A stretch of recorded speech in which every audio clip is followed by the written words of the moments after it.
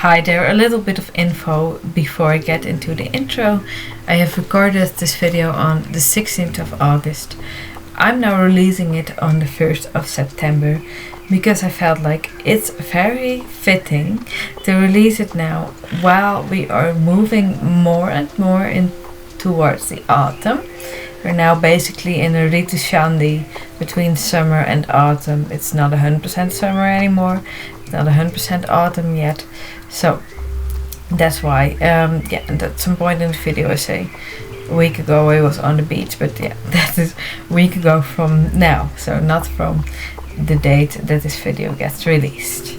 So that's a little bit extra info for you as we move into the autumn, releasing this very fitting. Now let's do the actual intro. Hello everyone and welcome to this video. In this video I'm going to talk about why the sky becomes so deep blue in autumn. And I already talked about this in another video, the 4 seasons of Jorvik. But I want to talk about it a bit more, explain it a little better. And do it correct too, because one thing I said wasn't correct. But I'm not entirely sure anymore what that was. Either way, I'm going to talk all about that in this video. Also about like the other seasons, why, for example, in summer the sky gets so white, so light, and in spring it's a bit different, in winter as well. And yeah, just for information, I'm mostly going to use like the astrological seasons. I also talk more about that in the 4 seasons of Jorvik video. It basically is the astrological seasons. 21st of September, autumn, 21st of December, winter, 21st of March, spring, 21st of June, summer. I was almost gonna say July, but it's June. Yeah, there's also something that's the Celtic seasons. They start on other dates and it's more about nature and the light that is out there. Like right now we are already in the Celtic autumn, which started on the 1st of August, and where I live in the Netherlands I can already see it. Like some leaves have already changed color, become yellowish, etc. It really is changing already, and the light of course is decreasing. The night is already becoming a bit longer. I really like it. Oh, it's a bit cozy, like, oh, so nice and dark. And then I get creative to get more ideas with making videos. Yeah, I feel most creative during the autumn and the winter, but also like during the night. I don't know. It's so silly because I'm supposed to go to bed like mostly around 10 o'clock, but that's when I feel activated sometimes. That's when I feel creativity and inspiration flowing into me, and then I have to go to bed when I'm like, oh, I have this idea for a video and I want to make it now, but I can't because then I have to go to bed. Except in weekends, of course, or whenever I don't have to work. It makes sense actually, because during the night you turn more inward, you're different than during the day, and also during autumn and winter it's much more introspective, getting more inwards, getting cozy and comfy.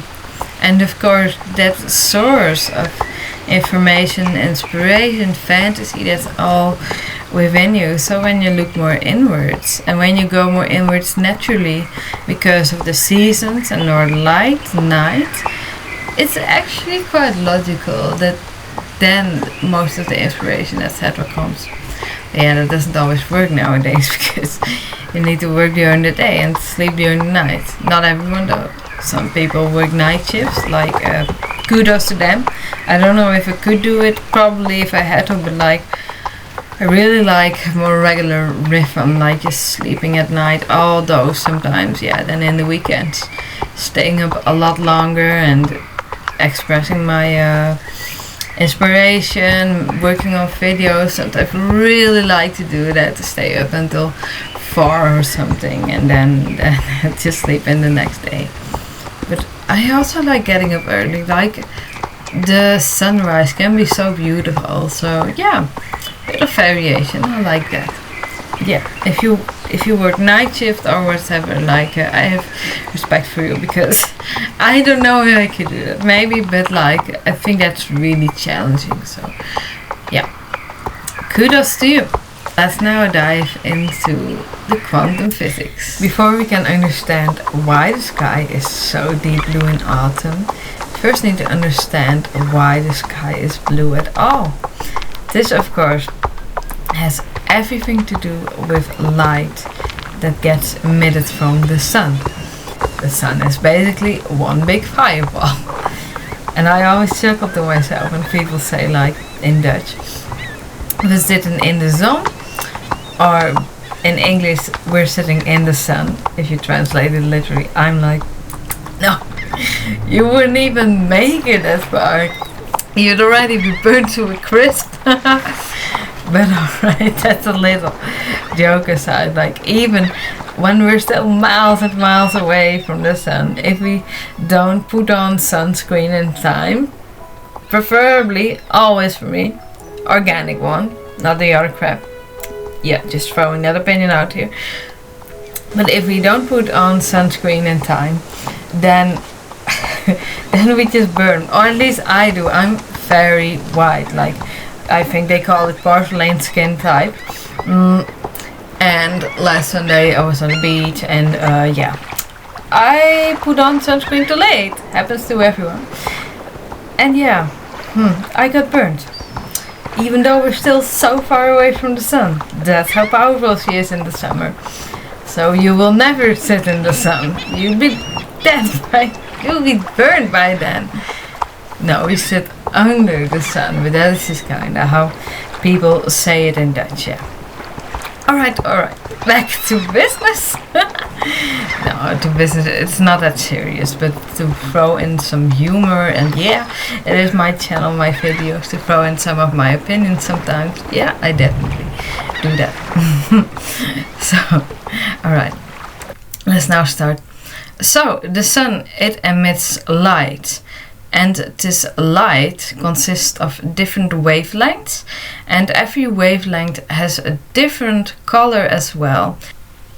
The colors are either red, orange, yellow, green, blue, or violet. This is also the order from weakest to strongest and from longest to shortest.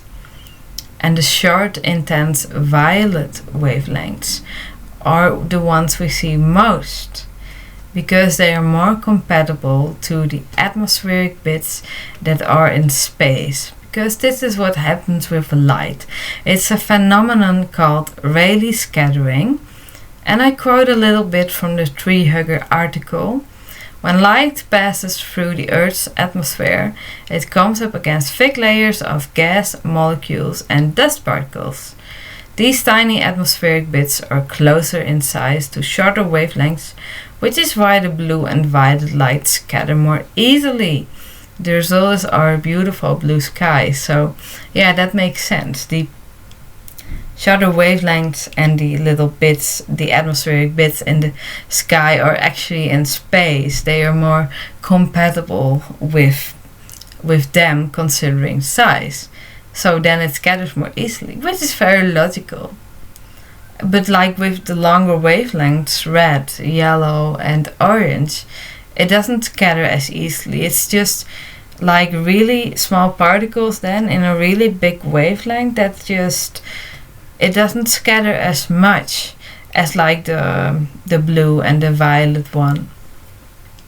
But we don't really see a violet sky though. And that has to do with our eyes' physiology. Because of our eyes' physiology, we perceive the sky as blue and not violet. Maybe, I don't know if it's possible, perhaps if you focus, maybe you can see the violet, but yeah, you can't really go against the physiology of the eyes. They are just more sensitive to blue. But who knows, maybe it's possible if you focus enough that you can see the violet indeed instead of the blue. But yeah, like I said already, can't really go against physiology. So now we know why the sky is blue, why we perceive it as blue, and about the Rayleigh scattering and the wavelengths. But why? How is it impossible that the sky appears even more blue during the autumn? It has to do with several factors. First, with our position to the sun. In the autumn, the days of course get shorter, the nights get longer, our position towards the sun changes, the angle changes, we tilt more away from it. So there is more sky in between us and the sun. So because the sky is lower and the sun is lower towards us, we get more scattered blue and violet light. And the red ones, yeah, they are longer, but they are also weaker, so we don't see them as much anymore as well. And I quote from the article, "The Rayleigh scattering directs more blue light towards your eyes, while the indirect sunlight decreases the incoming levels of red and green." So yeah, more sky, sun in a lower position, also basically the horizon, the sky it sinks lower towards the horizon. That means that we get a lot more blue light and less of the longer wavelengths from green until red. The second reason for a clearer sky is that there is less humidity in the autumn, because the air it gets drier and it gets colder. And cold air cannot hold as much moist as warm or hot air. That is a really interesting difference.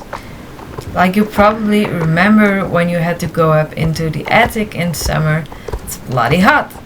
That is because hot or warm air, it is light and it rises up. So there's always a thing in the house in summer. Upstairs is always a lot hotter than downstairs. But with the cold it's the opposite. Cold is heavy. Cold descends. It actually settles into the ground. At some point the ground gets so hard and even frozen, and the air solidifies. At some point you can see your breath in the sky because it becomes more solid because of the cold. So because of that, the colder air and temperatures, less humidity, less haze, we have a much more clearer sky in the autumn. Of course there are still great days. That is not necessarily because of humidity in the air, but just the clouds very high up in the sky. Not necessarily the same as the air around us, but if they hold a lot of moist, then we get rain at some point. But yeah, if it's not heavy enough, then we don't get rain, but then we just have a great day. So yeah, of course that occurs as well. That is in every season though. You even have grey days in summer, although not as much. And the third reason is that, according to the article, the warm hues of the autumn foliage, that they naturally complement the deep blue sky in autumn. And well, it couldn't be more true. I mean, this beautiful reddish, orange, yellowish, brownish colors, and then that blue. Oh, that's so, yeah, it looks so beautiful with the blue sky. It definitely complements each other.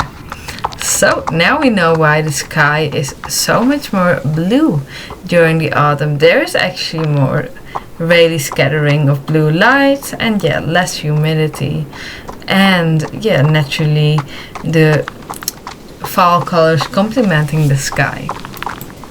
I want to talk about the other seasons as well. I must say though, I'm in the northern hemisphere in the Netherlands, and here the light is just it all happens generously. Like in the spring, the sun just slowly rises more and more every day. It doesn't go. It's really like a process over a longer time. Same with winter, when things get lighter again, and in the autumn when it gets darker. We are pretty average, I'd say. Not as extreme as like Well, Cecilia Blomdahl in Svalbard, maybe you watch her on YouTube sometimes. They get 3 months of darkness and also 3 months of light. Like, that is really different. But the radial scattering is still the same thing. And then on the equator, I think it's around, well, it depends where on the equator, but like at some point the sun sets around 6 or 7 every day and every night around the same time, and it goes really fast, behaves really differently. And then on Antarctica, southern hemisphere, there the light behaves quite differently as well. So you have different kinds of twilight. That has everything to do with the sun's position towards the earth as well, with the angle. Like you have daylight, then you have civil twilight, then you have nautical twilight, and then you have astronomical twilight, and then you have night. And on Antarctica you have daylight for a few months, you have civil twilight for a few months, you have nautical twilight for a few months, and then astronomical for a few months, and then night for a few months. It behaves very differently there, but yeah, the radial scattering is still kind of the same thing. I'm not going into northern light, that's a whole different thing. Yeah, I haven't really researched that, but I might make a video about it someday as well. It's really interesting to get to know how that works with the northern light, how it comes to be, to say so. But yeah, a little bit about the other seasons. So we talked plenty about autumn. Next season is winter.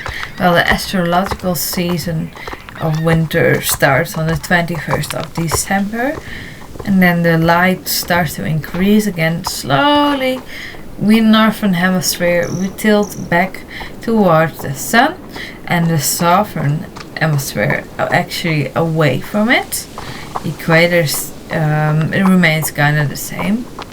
So that's really interesting. When it becomes winter here in the southern hemisphere, it becomes summer. And when we start to get into autumn here, they start to get into spring. So really interesting opposites.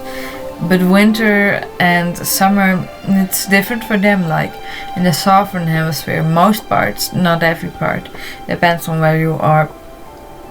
The winter temperatures there are a lot warmer than the winter temperatures here, for example, in the Netherlands or in Norway, and same for the autumn temperatures. It's different there, the seasons very different. On the equator too, correct me if I'm wrong, but I did a little bit of research on it some time ago, and I learned that on the equator, the seasons, it's either dry and hot for quite some time, I suppose during the summer and the spring, or it is hot and rainy, really humid, I suppose, then during the autumn and the winter. But things were differently there, so it could also be the other way around, I don't know.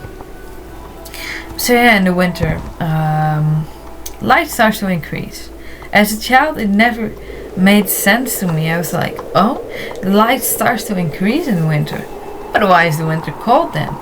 But yeah, I get it now. I got it a few years later, like when they asked for an explanation. It is a quite logical actually, because for 3 months then it already has been cooling down for quite some time. And like I explained earlier, the cold, it settles into the soil, it settles more and more. And when the light starts to increase, it's just not enough to heat up the earth, at least in the northern hemisphere. No, it takes time to heat up again.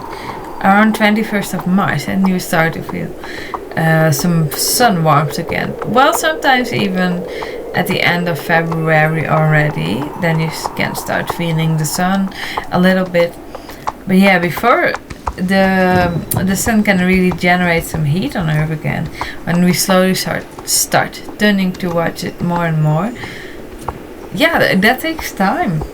That doesn't happen on the first day of winter when you start to turn back towards the sun. The Earth does that.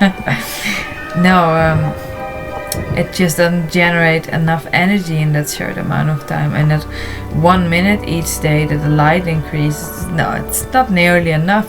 So yeah, I get it. It's logical that in the winter, yeah, light increases, but yeah, it's not nearly enough yet for the Earth to warm up enough to make it actually hot. No, it actually it feels like the cold is settling in even more, even getting stronger, because the light and the warmth is not strong enough to fight it yet. February can be the coldest month sometimes, and some places I saw. So yeah, it really depends. And in the winter, it's mostly blue and violet light, because you're still quite far away from the sun. And yeah, the red wavelengths, they are long, but they are also the weakest, so you don't see them that strongly or so often in winter. No, it's more blue and violet, and there isn't that much light in general. No, it's short days. Then the next season, spring, slowly the light increases more, although no, it goes a little bit faster than every day, with more minutes. That rising energy can be really nice. And then all of the green, the orange and the yellow and the red light is slowly increasing too, because, well, the sun starts to be more overhead of us, to say so. More light can reach us as we tilt more and more towards the sun, even more under it at some point. I don't ever really notice green light in the sky though, even though that's one of the wavelengths, but I guess that also has to do with our eyes' physiology. And yeah, we perceive the light better than the blue light, better than the green light too, I guess. But I notice in the second part of spring, like in April somewhere, yeah, then we already get this really beautiful pink sunsets, yeah. So then it starts coming already, and oh, it's so gorgeous. So yeah, spring, it can differ. Can have grey skies too, but yeah, like I said, you can have that in all seasons. Now about summer. Summer also does some interesting things to the sky. It can be really bluish, but also pinkish and yellow and orange. Yeah, I think because that red wavelength, because it's the weakest, you don't see it as strongly, so then it becomes more pinkish. It mixes a bit with the orange and the yellow, I think. Sometimes there are some really beautiful red skies though, but mostly it's pinkish. Yeah, and you can also have those really intense orange and yellow skies, and that happens when there are more particles in space.